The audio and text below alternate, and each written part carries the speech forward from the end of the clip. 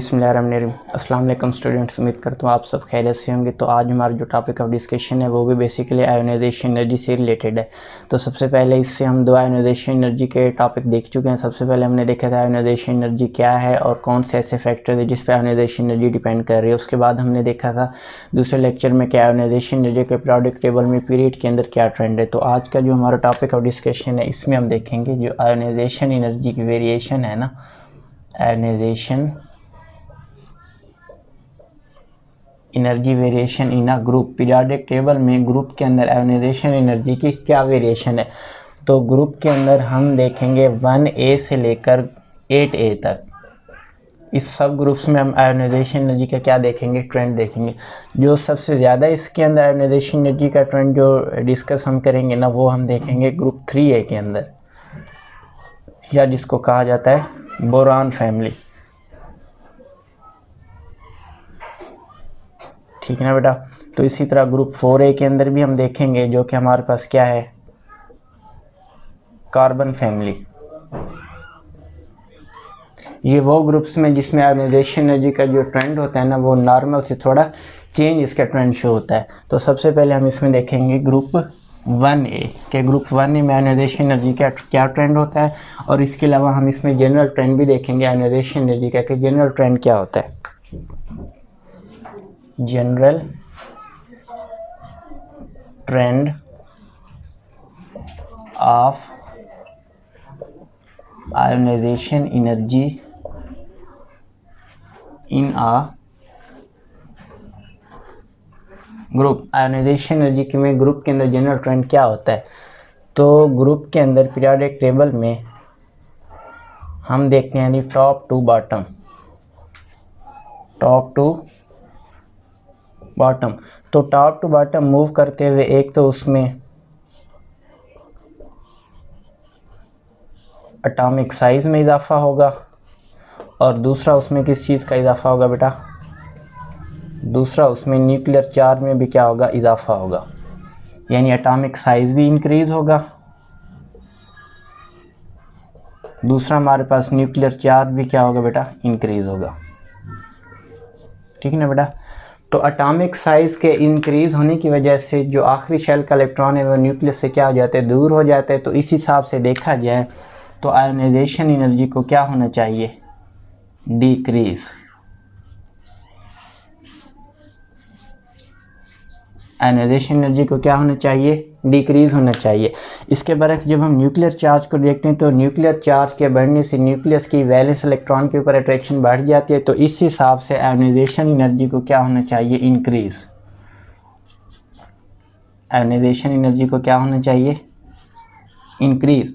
तो जो ही हम ग्रुप में टॉप टू बॉटम मूव करेंगे तो वहाँ पर हमें दो फैक्टर देखने को मिलेंगे। एक तो उसमें एटॉमिक साइज़ में इजाफा हो रहा है, दूसरा उसमें न्यूक्लियर चार्ज में भी क्या हो रहा है, इजाफा हो रहा है। तो एटॉमिक साइज़ के इंक्रीज़ होने की वजह से जनरल ट्रेंड यही है कि उसकी वजह से आयोनाइजेशन एनर्जी का जो ट्रेंड है वो डिक्रीज़ होना चाहिए टॉप टू बॉटम, और इसी तरह न्यूक्लियर चार्ज के बढ़ने से उसमें आयोनाइजेशन एनर्जी का जो ट्रेंड है वो क्या होना चाहिए, इंक्रीज़ होना चाहिए।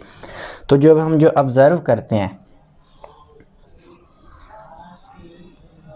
तो उसमें हम देखते हैं कि जो आयोनाइजेशन एनर्जी है ना वो ओवरऑल क्या हो रही है, टॉप टू बॉटम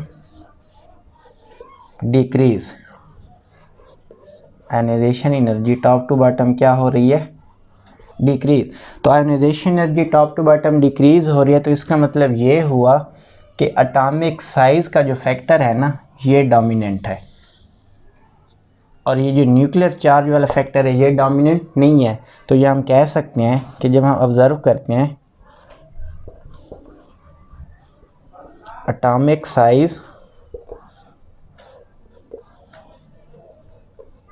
डोमिनेट्स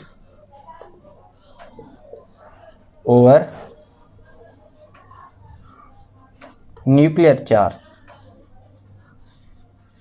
ठीक है ना बेटा।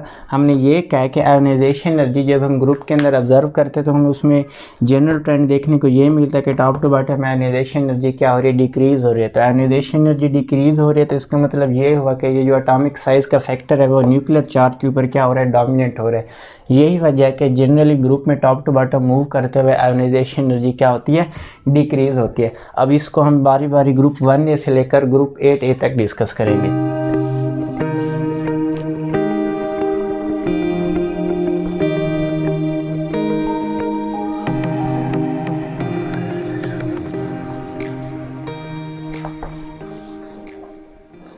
तो सबसे पहले हम इसमें देखेंगे बेटा ग्रुप 1A।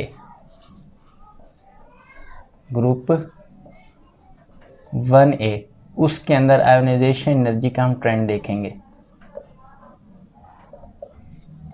तो अगर हम ग्रुप 1A की बात करें तो उसके जो एलिमेंट्स हैं वो हमारे पास हैं hydrogen, lithium, sodium, potassium, rubidium और ये हमारे पास क्या है जी, सीजियम। ठीक ना बेटा, ये हमारे पास। तो हम जो ही टॉप टू बॉटम मूव करेंगे ना इसमें, इसका एटॉमिक नंबर है 1, इसका है 3, इसका 11, इसका 19, इसका हमारे पास 37। सीजियम के आगे हमारे पास क्या होता है, फ्रांसियम, ये हमारे पास है 55 और ये नेक्स्ट हमारे पास होगा 83। ये आप उसमें एटॉमिक नंबर देख लीजिएगा। तो टॉप टू बॉटम मूव करते हुए हम देख रहे हैं कि एटम के साइज में क्या हो रहा है, इजाफा हो रहा है।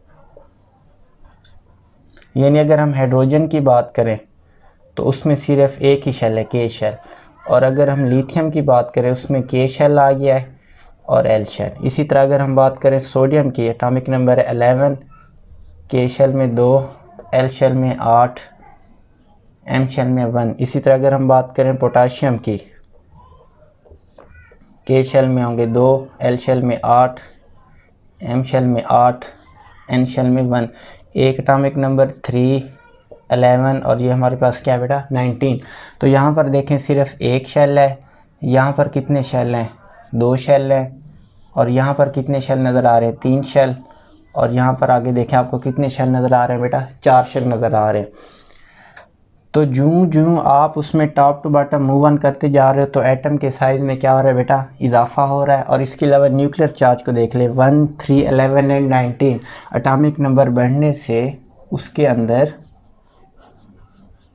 न्यूक्लियर चार्ज भी क्या हो रहा है, बढ़ रहा है। इसमें भी क्या हो रहा है बेटा, इजाफा हो रहा है। तो इससे पहले मैं आपको बता चुका हूँ कि एटॉमिक साइज जो है ना वो डोमिनेट करता है न्यूक्लियर चार्ज के ऊपर। यहाँ आप लिखोगे atomic size dominates over nuclear charge. तो एटॉमिक साइज वाला जो फैक्टर है वो न्यूक्लियर चार्ज के ऊपर क्या हो रहा है, डोमिनेट हो रहा है।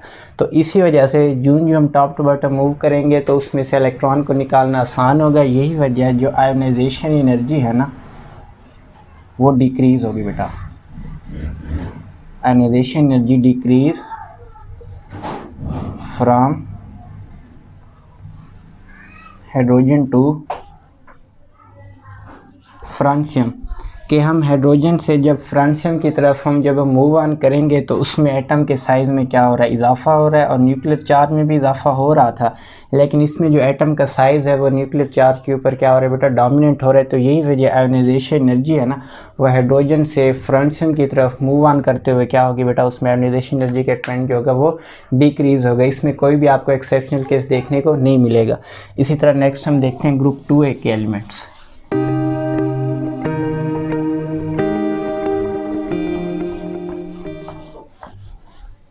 नेक्स्ट हम देखेंगे बेटा आयोनाइजेशन एनर्जी का जो ट्रेंड है ग्रुप 2A के अंदर। Elements of group 2A। तो अगर हम दूसरे ग्रुप की बात करें तो उसके अंदर हमारे पास है beryllium, magnesium, calcium, strontium, barium और ये हमारे पास क्या है बेटा, रेडियम। तो जनरली इसमें इसका एटॉमिक नंबर है 4, 12 और ये हमारे पास है 20 और ये हमारे पास क्या है बेटा, 38। इस तरह नेक्स्ट आप मूव ऑन करते जाएंगे तो उसमें भी वही 2 चीज़ें आपको नज़र आएंगी। एक तो इसमें एटॉमिक साइज में क्या हो रहा है बेटा, इजाफा हो रहा है। दूसरा इसमें न्यूक्लियर चार्ज में भी क्या हो रहा है, इजाफा हो रहा है। एटॉमिक साइज़ में भी इजाफा हो रहा है, न्यूक्लियर चार्ज में भी क्या हो रहा है, इजाफा हो रहा है। तो हमारे पास जो एटॉमिक साइज़ है ये क्या होगा, डोमिनेंट। तो जनरली जो हमारे पास एक्सपेक्टेड ट्रेंड है आयोनाइजेशन एनर्जी का, एक्सपेक्टेड ट्रेंड कि जो हम एक्सपेक्ट कर रहे हैं इस ग्रुप 2A के एलिमेंट्स के अंदर, वो ये होना चाहिए। सबसे पहले हम लिखेंगे beryllium, magnesium, calcium, strontium, barium, और ये हमारे पास क्या है बेटा, रेडियम। तो टॉप टू बॉटम मूव करते हुए एटम के साइज़ में क्या हो रहा है, इजाफा हो रहा है, न्यूक्लियर चार्ज में भी इजाफा हो रहा है। तो इसी वजह से उसमें से इलेक्ट्रॉन को निकालना क्या होना चाहिए, आसान होना चाहिए। तो सबसे ज़्यादा आयोनाइजेशन एनर्जी होनी चाहिए बेरिलियम की, उसके बाद मैग्नीशियम, कैल्शियम, स्ट्रॉन्शियम, बेरियम और रेडियम। लेकिन जो ऑब्जर्व्ड है, यहाँ आप हेडिंग दोगे बेटा ऑब्जर्व्ड ट्रेंड, ऑब्जर्व्ड ट्रेंड कि हमें जो ट्रेंड उसमें ऑब्जर्व करने को मिलता है वो क्या है। यहाँ पर बेटा चेंज आएगा बेरियम और रेडियम में, ये जिसको मैंने स्टेरिक से शो किया, ये दो एलिमेंट्स है बेटा। यानी यहाँ पर हमें ये देखने को मिलेगा कि जो रेडियम की जो आयोनाइजेशन एनर्जी की वैल्यू है वो ग्रेटर है बेरियम से, या हम दूसरे लफ्ज़ में कह सकते हैं बेरियम की जो आयोनाइजेशन एनर्जी है वो लेस है एज़ कम्पेयर टू रेडियम। अब ये क्यों है ऐसा बिहेवियर, इस पे आप फैक्टर बेटा आप लिखोगे शील्डिंग इफ़ेक्ट।